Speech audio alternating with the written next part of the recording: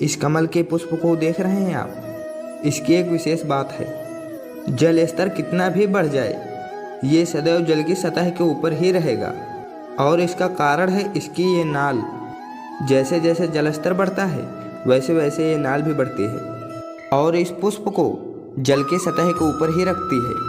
किंतु जब जल स्तर घटता है ये नाल घट नहीं पाती और फिर स्वयं के साथ ही इस पुष्प का भी विनाश कर देती है। मनुष्य के साथ भी यही होता है। जैसे जैसे मनुष्य समृद्ध होता जाता है वैसे वैसे उसका जीवन स्तर बढ़ता जाता है। उसकी अपेक्षाएं, उसकी इच्छाएं बढ़ती जाती हैं, क्योंकि जब संपन्नता घटने लगे उसकी आवश्यकताएं नहीं कम हो पाती और फिर इसी कमल की भांति मनुष्य भी डूब जाता है। तो फिर क्या करें, क्या किया जाए इस परिस्थिति में? जीवन स्तर बढ़ाना छोड़ दें? बिल्कुल भी नहीं। किंतु जीवन स्तर बढ़ाने के साथ साथ ही अपनी आत्मशक्ति को भी बढ़ाएं। संकट का समय आने पर आप अपना जीवन कैसे व्यतीत करेंगे इसका अभ्यास करें, क्योंकि जीवन स्तर और जल स्तर घटते बढ़ते रहेंगे।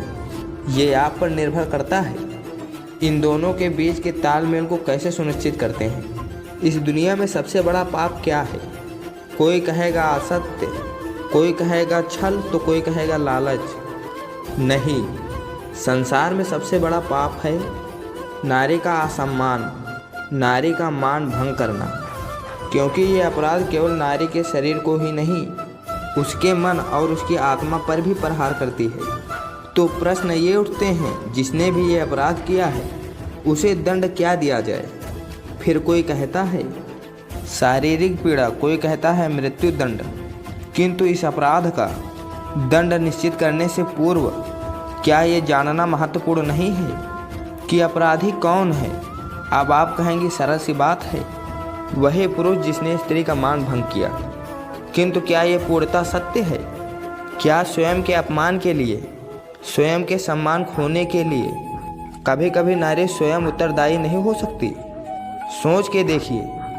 सम्मान खोने से बचने के लिए पहले सम्मान की सीमा पर दृष्टि रखना आवश्यक है। रावण सीता का हरण इसलिए कर पाया क्योंकि सीता ने भोलेपन के कारण रावण का उस सीमा को लांघना सरल कर दिया।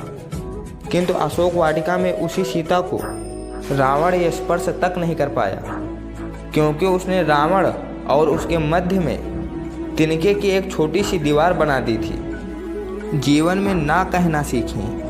यदि कोई आपके सम्मान की सीमा को पार करने का प्रयास करे तो उसे वहीं रोकना सीखें। आपके ऊपर उठे पहले हाथ को, पहले कटाक्ष को वहीं रोकना सीखें। फिर किसी पुरुष में साहस नहीं कि वो पुनः आपका अपमान करने का प्रयास भी कर सके, क्योंकि नारी जननी है, आराध्य है। तो स्वयं को निर्मल मानकर आप अपराधी ना बने। प्रकृति ने हर जीव में एक भाव भरा है ताकि वो निश्चल ना रहे और कुछ ना कुछ कर्म करता रहे, और वो भाव है भूख। संसार में हर जीव, हर पशु पक्षी प्राणी परिश्रम करता रहता है अपनी इस भूख को मिटाने के लिए। परंतु क्या अन्य जीवों की भांति मनुष्य की भूख भी पेट तक सीमित रहती है? तन की भूख मिटाते मिटाते कब ये भूख मन और माया की तृष्णा में बदल जाती है पता ही नहीं चलता, और अधिकतर ये तृष्णा धन संग्रहित करने तक ही रह जाती है। आने वाली पीढ़ी के लिए बड़ी विचित्र बात है, अपना जीवन जीना छोड़कर धन संग्रहित करते करते अपने जीवन का सुख भी मिटा रहे हैं और आने वाली पीढ़ी को कर्म करने से बाधित कर रहे हैं। पूत सपूत तो क्यों धन संचय, संतान को संस्कार दीजिए, धन नहीं। यदि संतान संस्कारी हो तो अपना स्वयं का एक संसार बना लेगी, यदि असंस्कारी हो तो आपका बना बनाया संसार यूं ही नष्ट कर देगी। इसीलिए जीवन में यदि कुछ संचय करना है, ज्ञान संचय कीजिए, प्रेम संचय कीजिए। जीवन को रथ कहा जाता है, किंतु क्यों? अब आप कहेंगे इसीलिए क्योंकि जीवन रथ की भांति चलता रहता है। किंतु कभी आपने इस रथ को समझने का प्रयास किया है? रथ में आगे अश्व होते हैं और पीछे पहिए। ये अश्व आपके कर्म हैं और ये पहिए कर्म फल। ये अश्व जहाँ जाते हैं ये पहिए उसी के पीछे पीछे आते हैं। यदि आपके अश्व यानी आपके कर्म शुभ सरल मार्ग पर चलें तो आपकी यात्रा आनंदमय होगी। यदि दुष्कर्म के बुरे पद पर चले तो आपकी यात्रा गड्ढों और झटकों से युक्त होगी। अब चयन आपका है, आप क्या चाहते हैं? आपकी यात्रा आनंदमय हो या पीड़ादायी हो? बताइए श्रेष्ठ कौन, रेशम के धागे बनाने वाला या उन धागों को बुनकर वस्त्र बनाने वाला? निश्चित रूप से वस्त्र बनाने वाला। अब बताइए श्रेष्ठ क्या है, माटी के पूरे तट पे बिखेर के रख देने वाली बाढ़ या उसी माटी को समेटकर उसी से मूर्ति बनाने वाला मूर्तिकार? निश्चित रूप से मूर्तिकार। आप बताइए श्रेष्ठ कौन है, देवताओं और दानवों का वो दल जिसने अमृत प्राप्ति के लिए इस संसार में हलाहल फैला दिया था, या वो महादेव जिन्होंने उस हलाहल को सूक्ष्म करके अपने कंठ में समाहित कर लिया?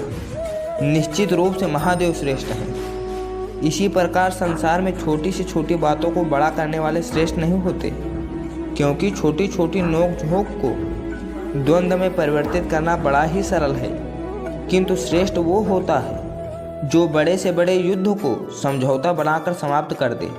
संसार में सबसे कठिन कार्य क्या है? कोई कहेगा पर्वत पर चढ़ना, कोई कहेगा तैरना, कोई कहेगा उड़ना, किंतु क्या ये वास्तव में कठिन है? असल में देखा जाए तो ये थोड़े भिन्न हैं। जो कर्म हमारे लिए करना थोड़ा भिन्न हो, हम उसे कठिन समझ लेते हैं। जैसे तैरने की कला भिन्न है, पर्वत पर चढ़ने की कला भिन्न है, उड़ने की कला भिन्न है। जैसे कुछ लोग गणित और विज्ञान को कठिन समझ लेते हैं, किंतु वास्तव में बस ये साहित्य से थोड़े से भिन्न है, कठिन नहीं।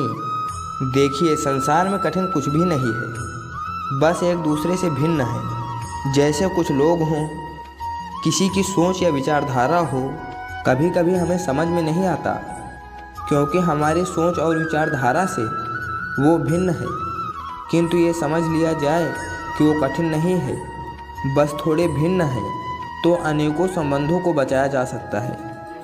कभी आपने किसी पंछी को देखा है? तीव्र वायु, भयंकर वर्षा, हिंसक जीव कई बार उनके घोंसले को नष्ट कर देते हैं, फिर भी वो आंधियों से बैर नहीं रखते। वो कभी वर्षा से द्वेष नहीं करते, ना ही हिंसक पशुओं से प्रतिशोध लेती है। वो करती है स्थान परिवर्तन, किसी और सशक्त डाल पर फिर से अपना घोंसला बनाने का प्रयास करती है, और सफल होने के बाद परिवार बसा ही लेती है, और कुछ ही महीने में उनकी संतानें आकाश में पंख फड़फड़ाते हुए दिखती हैं। दूसरी ओर एक ना परहार का